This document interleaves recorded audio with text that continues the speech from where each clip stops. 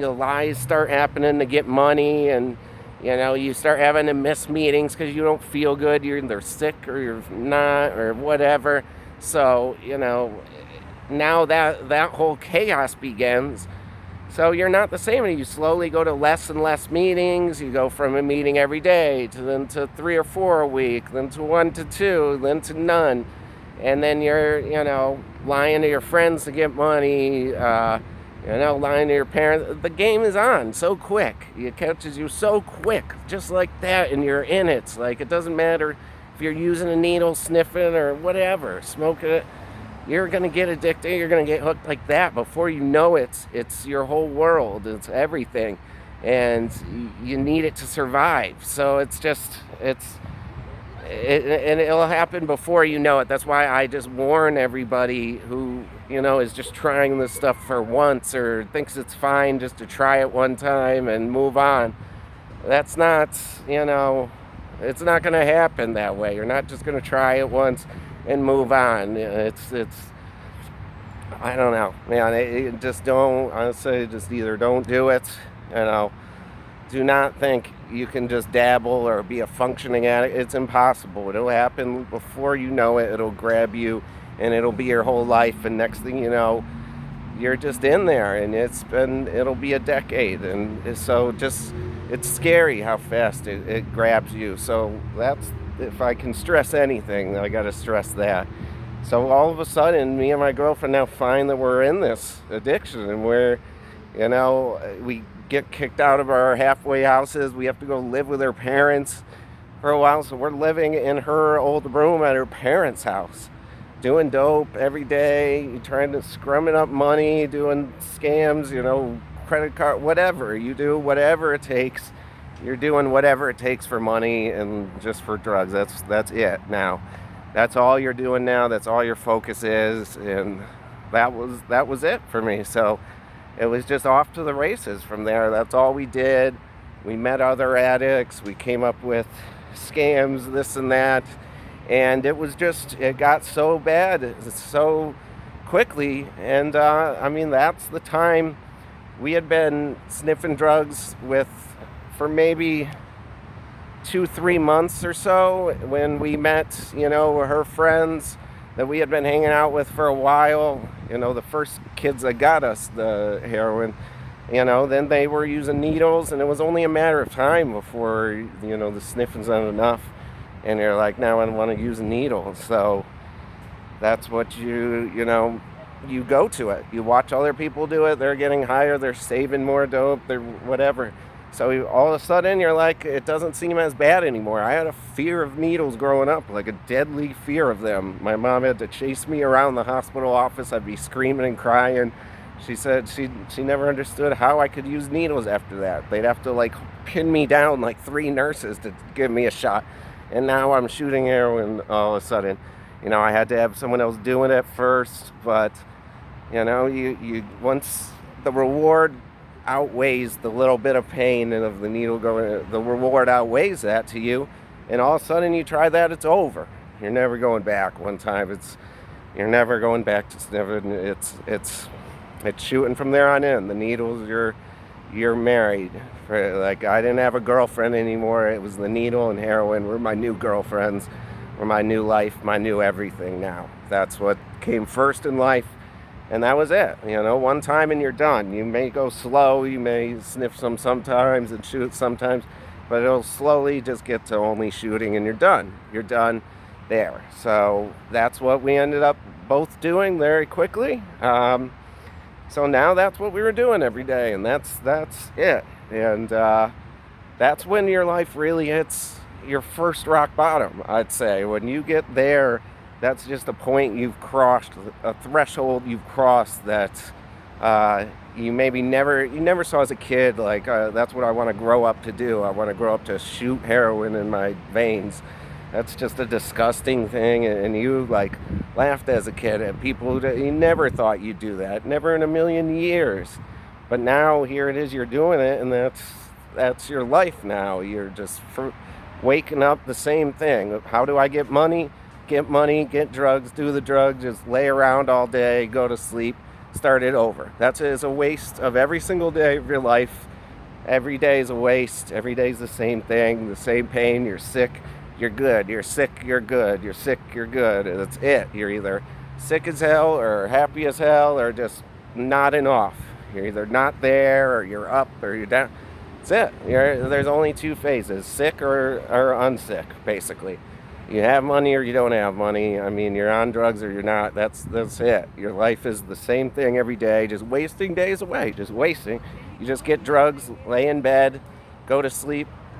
That's it, man. It's just that I look back at it now, how many days I wasted. I might as well have been in jail then, because you're just wasting it. You're laying on a bed then. You're just free to go wherever you want. But you're in a jail of heroin. You're in heroin jail. You're in drug jail. It's locked up your mind, your body, your soul. You're caring for anyone else, your family, friend.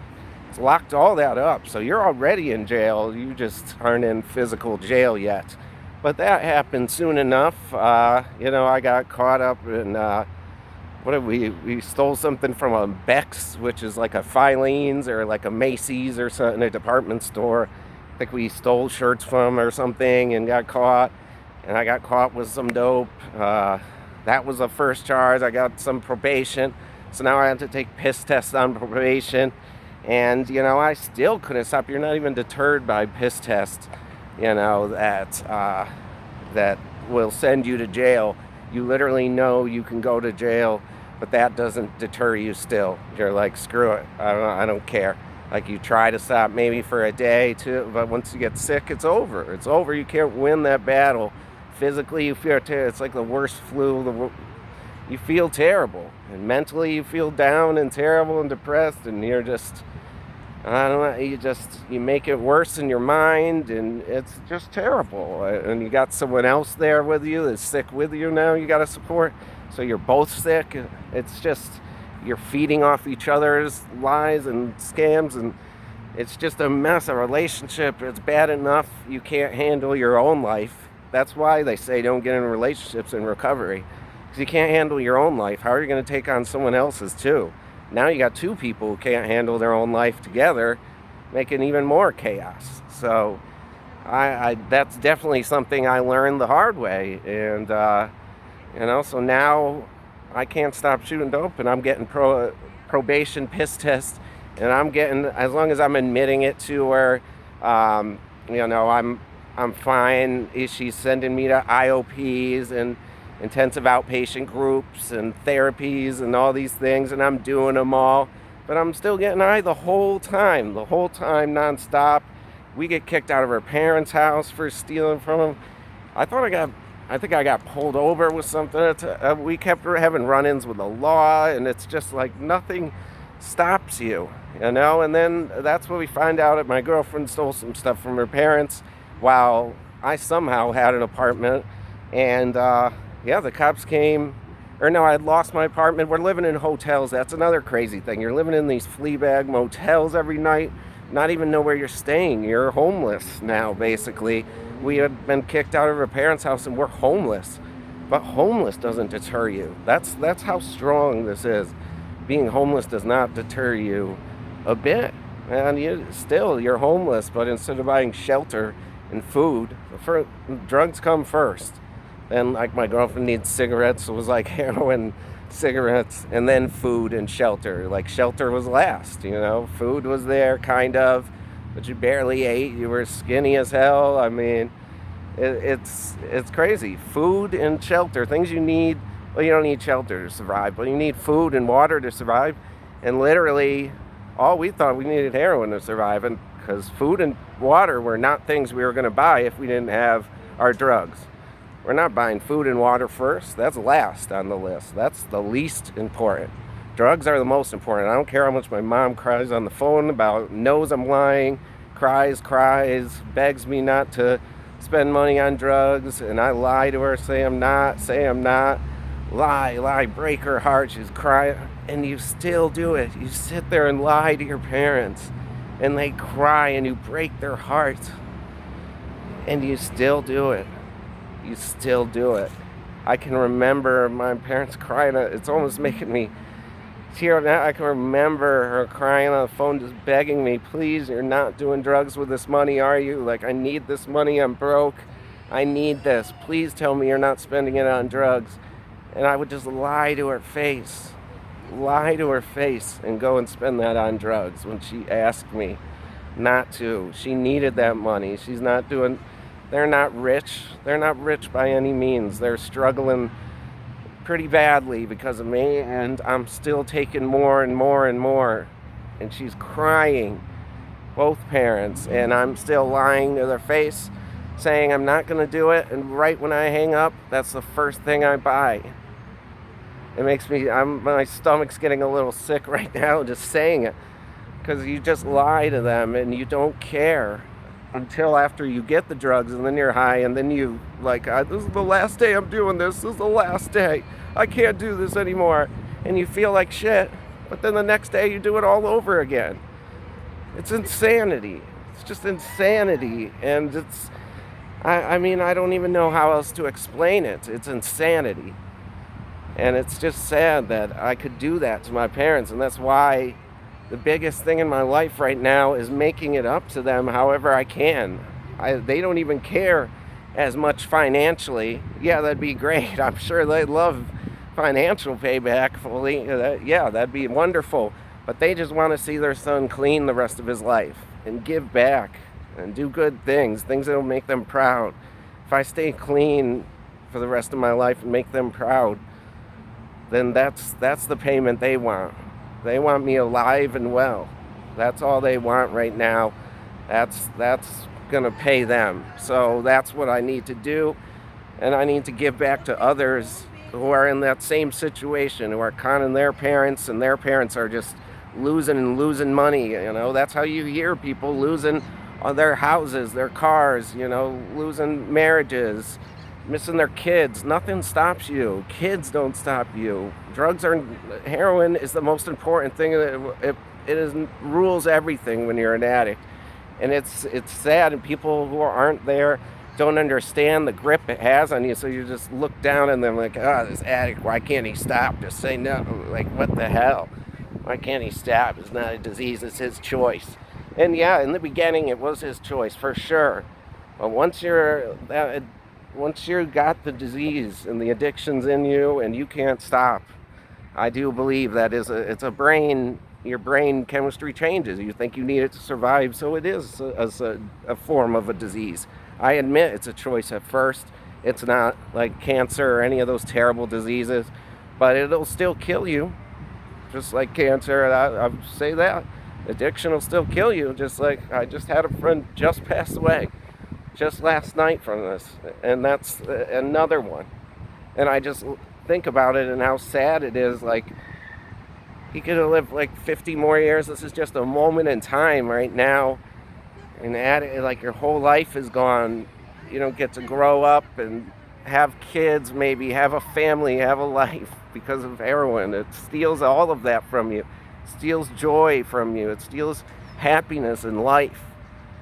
I mean, it steals your soul. Your life is just despair, loneliness, fear of the law, fear of whatever. Just no hope, no nothing. You almost want to die. It's just a terrible life, but it's almost like you're wanting more. You don't want more, but you're begging for more by just buying more. You want it to stop, but you don't want it to stop. You want it to stop, but you can't. You can't make it. You really can't. It's there. People who won't understand that, but you almost can't until no one's going to do it for you. You have to somehow get to your knees and give in and say, I'm done. I can't do it. I give in. I give up. Please, just someone physically take me to a rehab or something. That's how you have to just physically give up and want to give up yourself.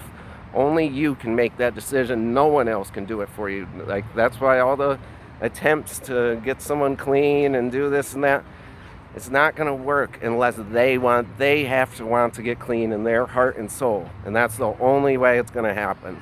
It's the only way, if they want it in their heart and soul. But I suggest not to ignore someone who's using and everything, not to completely ignore them, maybe just a text at least every once in a while, thinking of you, buddy. Hope you're okay, man. Hope I could see you soon. Like, just something uplifting to let them know you're still there. Just kind of that support from a distance. Let them know you're upset, and you don't want to hang out with them every day when they're using, but you still support them. You're still there for them if they decide to get out of this and stop this. That's the best advice I could say. And just understand they're going through something right now, and it's terrible, and they want to stop maybe, but they just can't. Maybe somehow helping them however you can, driving them to meetings. I don't know. It's so tough because they have to make that decision. They have to hit their rock bottom. And it didn't happen for me living in hotel rooms, getting caught. When we got caught, my girlfriend stole stuff. They sent out an arrest warrant for us, and we were in a hotel just running from the cops, still using. The cops finally found out what hotel we were in, busted in the door, and arrested us both and sent us to jail. So now I'm in jail, and that's how I get clean this next time. That's really the only way sometimes you could stop it. That's tough love right there, but sometimes that's the only way an addict can stop, to literally lock them the fuck up. But then if you go to prison, I hear there's more drugs there. I stayed in county, but I mean, it's tough. They literally have to be locked up, but sometimes that doesn't even work. It's like nothing sometimes will make you stop. You have to want it. You have to want it. And I hope, if you're listening to this and you're still using, just want it, man. You have a whole life ahead of you. Like, my friend died, and I just thought about how many more years, left in his life he doesn't get to experience. He doesn't get to experience life. Maybe a wife, kid, like I said. I mean, he doesn't get to experience so much in life now. He dies at 30, like 50 years just because of this addiction. And it made me so sad. It's making me sad and tight in my chest right now talking about it. I don't know what to say anymore. I don't know what to say, because people who are using are just going to keep using, whether they watch this or not. Nothing I say is going to do it unless they want it, and that's it. It took me a decade, and I was lucky to get out. I'm one of the lucky ones to get out, and I pray and thank God. I'm grateful every day that I did, and now I know I'm here to help as many people as I can get out of this hell, this despair, this hell of addiction. And that's why I'm making these videos. I just want to help someone. If I can save one life, if I could have saved my friends, I wish I could have, and maybe you would have saw this video and it could have stopped. I don't know, but I'm gonna try. I'm gonna try with these videos, and I'm actually a little choked up. I don't know what else to say. I'm kind of lost. We'll start next chapter. I just got arrested. We'll start in jail. The police had just caught me and my girlfriend in one of our many sleazebag motels that we frequented at the end there. Needles everywhere, 20 needles all over the place, just disgusting shit, this disgusting way of living. And you don't care. You don't care about your physical appearance, how you smell, look, nothing. You don't care. You don't care. As long as you got your drugs, you don't care. It's sad. So we had finally went to jail and been locked up, and are now forced to withdraw and kick in jail. This is my first time in jail. Never thought I'd be there. Another one of my childhood dreams I never thought I'd experience, but I got to. So now I'm in jail trying to kick and get to experience that. Add that to the bucket list, I guess, that I got to experience. So, well, I'll let you know how that experience went. How I did, what happened after. We'll go from there. So we'll take it from jail next time. On chapter, I think this is chapter 3. We're going to chapter 4 next time, I believe. I'm losing track because I'm trying to edit these all together in sequence, but I'm real backed up. I wasn't going to put the last one out because of the sun in my eyes, but guys, that's just sun in my eyes. Okay, that's it. I mean, the sun is terrible again today. Nothing I can do about it. If you think I'm high, that's your thing. I don't know. I can't. I'm here to hopefully send a good, positive message and save people's lives. So that's all I can care about right now. So I'm gonna just put these out, and hopefully you like them. Hopefully it changes one person's life. If it doesn't, hey, I tried, and that's all I care about today. So thank you guys very much for watching. Please like, comment, and subscribe to the KMaccTalks channel. I hope I see you for the next chapter. Thank you once again for watching. I appreciate every single view. Make sure you comment, because like you're my therapists, I'll be your therapist. If you got any issues, if you're struggling with addiction, you want to talk, anything, just comment or message me. I will respond. I'll talk to you. If no one else does, I will. If no one else has told you that they love you today, let me be the first. I love you. Have a great day, guys. Thanks again for watching. I'm Kevin KMac McCarthy. This is the it's not the I Feel Like Laughing channel, it's the KMaccTalks channel now. Jeez. Please subscribe, hit the notification so you don't miss any of the new videos. They're all coming back to back. We'll see a new one tomorrow. Hopefully I'll see you there. Thanks again. Have a great day, guys. Peace.